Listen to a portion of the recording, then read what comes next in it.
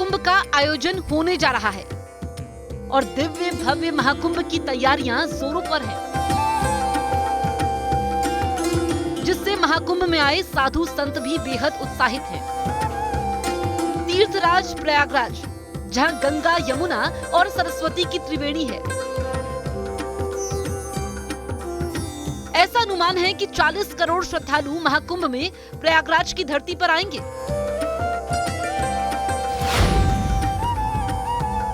कुंभ का है जो हमारा पुण्य लाभ का वो ग्रह नक्षत्र जो होता है वो प्रारंभ हो गया है। महाकुंभ से पूरे विश्व को सनातन का संदेश जाता है, भाईचारे का। और महाकुंभ पर्व पे आप देखेंगे कि एकता का प्रतीक महाकुंभ मेले में आपको देखने को मिलेगा, सुनने को मिलेगा।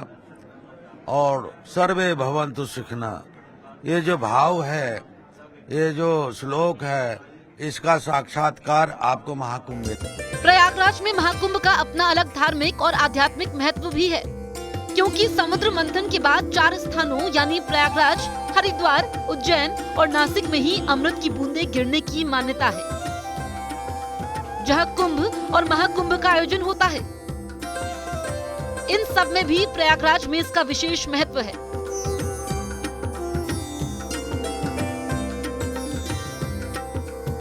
महाकुंभ का धार्मिक आध्यात्मिक महत्व।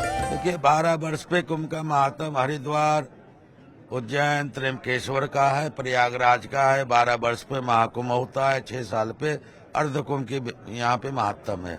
अर्धकुंभ का वो महात्म है कि जो तिथि, घड़ी, नक्षत्र होते महाकुंभ पे जो प्रवेश होता है सूर्य का सिंहस्थ में, और सिंहस्थ का मेला उज्जैन, नासिक का, और सूर्य का अपने यहाँ हरिद्वार, प्रयागराज का होता है। वो नक्षत्र इस समय यहाँ पे विराजमान होता है, तो उसमें अर्धकुंभ के महात्म का है जो यहाँ पे अर्धकुंभ मेला के रूप में, जो कुंभ का ही साकार स्वरूप है, उसको भव्य रूप से मनाया जाता है। महाकुंभ में सदियों से शंकराचार्य और अखाड़े लोगों के आकर्षण का केंद्र रहे हैं।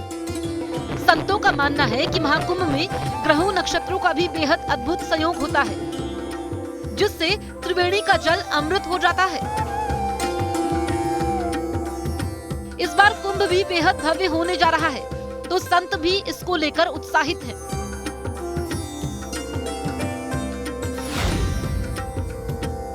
एकता पूरी भारतीय संस्कृति में, पूरे भूमंडल के ऊपर, भारतीय संस्कृति के अंदर ही इतना विशाल पर्व, उत्सव मनाया जाता है जो कि शुद्ध रूप से, विशुद्ध रूप से सांस्कृतिक और आध्यात्मिक है। धरती के किसी भूभाग पे ऐसा नहीं होता है कि इतनी मात्रा में, इतनी ज्यादा मात्रा में विरक्त संत, साधु संत और गृहस्थ, इन सब का मिलन भी वहीं होता है। और एक मंथन होता है, उस मंथन से आदान प्रदान होता है।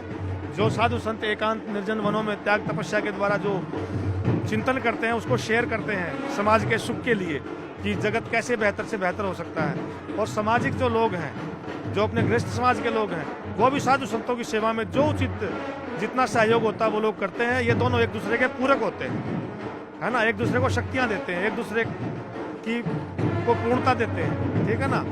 तो ये सिर्फ 2 नदियों का, 3 नदियों का संगम ही नहीं है, अभी तो गृहस्थ और विरक्तों का भी सबसे बड़ा समागम यहाँ होता है। और ये विशुद्ध रूप से आध्यात्मिक और अपनी सांस्कृतिक ऊर्जा को धारण करने के लिए, अपनी ऊर्जा पे गर्व करने के लिए, अपने आप को, अपनी संस्कृति को जानने के लिए यहाँ अवश्य आएँ, देखें, क्योंकि जो जैसे दृष्टिकोण लेके आएगा उसको वहाँ वैसा ही दिखेगा।